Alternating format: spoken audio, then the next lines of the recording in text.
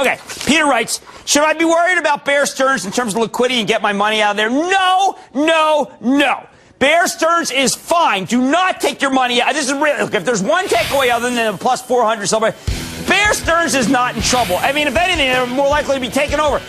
Don't move your money from Bear. That's just being silly. Don't be silly. What the heck is going on down here? I don't know. All of a sudden here, we started hearing screaming, buy, buy, buy.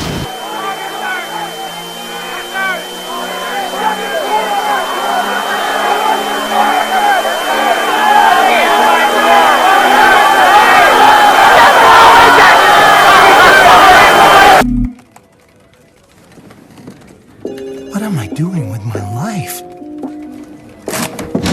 I'm alive! I'm alive! Free yourself!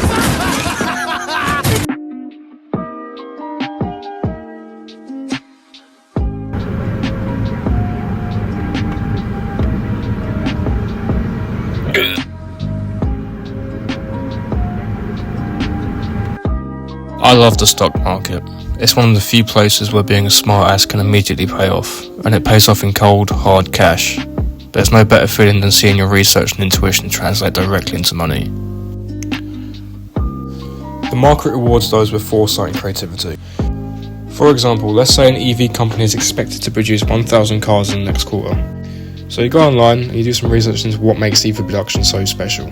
You find out that cobalt, a crucial component to making EV batteries, is becoming scarce due to issues at major mining facilities. So you might think, this could make it harder for the company to hit its production targets. So you decide to short the stock at a certain price. You set your stop loss, and then wait. 4 months later, the quarterly report comes out of the company, and they only made 780 cars. The stock price plummets. Congratulations, you've made your money. See you next time. Dude. What are you doing? Huel! Hey, quit screwing around! Sounds easy, right? Well, not so fast. I said, hold up, wait a minute, something ain't right. What if there's positive news affecting the entire EV sector, like a government subsidy, tax incentives, or technological breakthroughs? This could lead to a sector-wide rally, boosting the company's stock price despite its production shortfall. Or broader economic conditions or policy changes such as interest rate cuts, favourable trade deals, or strong economic data could lift investor sentiment, pushing stock prices higher across the board, including this EV's company stock. This is the thing about the stock market. It's hard. To make money, you have to do your own homework, and this takes time. Time most people don't have. So, you think to yourself, there must be another way. And there's a few. Now, what I'm about to say isn't by any means gated information. This is all free access. Anyone can look at these things. And this is by no means the only way you can increase your odds of winning in the stock market. This is just what I choose. Okay, first of all, we've got insider trading reports. I feel like many retail traders don't fully understand the toolkit that is at their disposal. First of all, using websites like the SEC's EDGAR will unveil whether executives are buying and selling their own stock. When they put their positions in, how much the position is worth, and you can then correlate this information by graphing it on their stock screener. Then you can get a rough estimate of if they bought it before prices hiked or sold before prices fell on multiple occasions. I hope I don't need to tell you why this is very important information. I would not recommend using this method with leveraged positions such as CFDs or options, since the risk they carry with them is too high, but to each their own.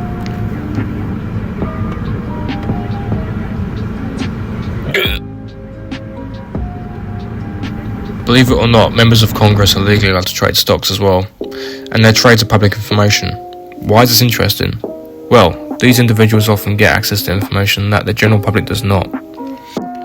For example, if a congressperson buys a significant amount of stock in a defence contractor just before a big government contract is announced, that's a clue that something might be up. There are entire websites dedicated to tracking these trades.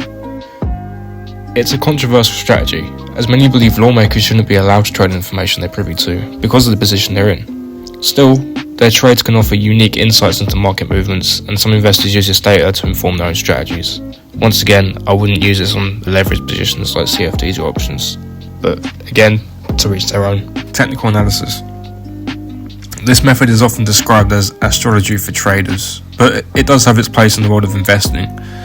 Technical analysis involves analysing statistical trends from trading activity, such as price movement and volume. Traders use various charts and indicators to identify patterns that might suggest future price movements. For example, the head and shoulders pattern is believed to predict bullish and bearish trend reversal. Critics argue that it's like reading tea leaves. You have the grim. The grin? What's the grin? It's an omen of death. Technical analysis can be effective when combined with other strategies. The key is to remember that no method is foolproof. It's all about probabilities, not certainties. But if you learn to read charts, you might just get a glimpse into the future movements of the market. Online forums and rise of meme stocks. We are now in an age where online communities have significant influence over the stock market. Forums like Reddit's Wall Street Bets have shown that collective action moves markets, sometimes in completely irrational ways too. The rise of meme stocks such as GameStop, AMC became household names overnight as retail investors band together to drive up prices, often against positions of institutional investors. This is what we call dumb money, or going against smart money. The key takeaway here is that retail investors, through the power of social media and online communities, have far more influence than ever.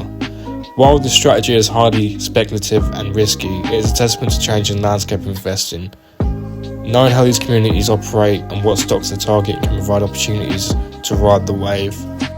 That is, of course, if you have the stomach for it.